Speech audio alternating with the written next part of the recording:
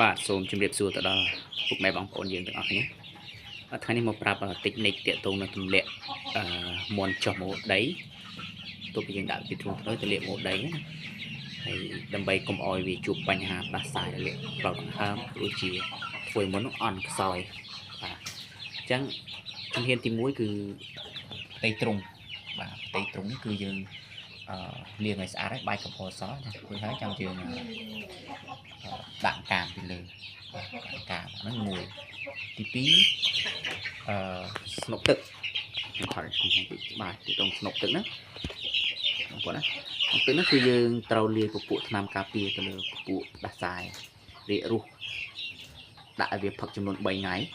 លាយនឹងទឹកផងយើងដាក់នឹងក្រូចំណីលាយនឹងចំណីដាក់ថ្នាំលាយនឹងចំណីឲ្យវាស៊ីផងអញ្ចឹងបងប្អូនធ្វើរបៀបនេះតាបានតែ3ថ្ងៃគឺមុនយើងអត់មានបញ្ហាទេបងប្អូនមកជាក់ស្ដែងមុនហ្នឹងណាបងប្អូនមើលគឺអត់មានបញ្ហាសង្គប់រួញកឬក៏ទាំងគេអត់អីទេណាបាទនេះគឺជា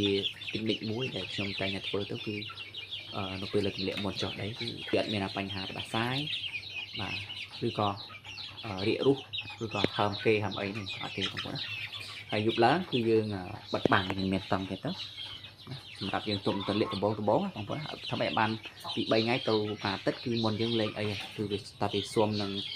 បរិយាកាសខាងក្រៅហ្នឹងគឺលេងអីគឺយើងអញ្ចឹងដាក់មុនអីយើងធម្មតាបានហើយសុខភាពគឺល្អណាអត់មានជាបញ្ហាទេ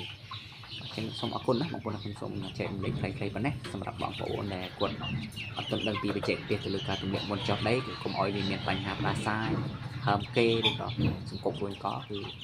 បងប្អូនអាចសាកតិចនិចខ្ញុំប្រាប់អមមិញទៅគឺធានាថាបងប្អូននឹងជៀសផុតពីបញ្ហាទាំងអស់ហ្នឹងបាទសូមអរគុណ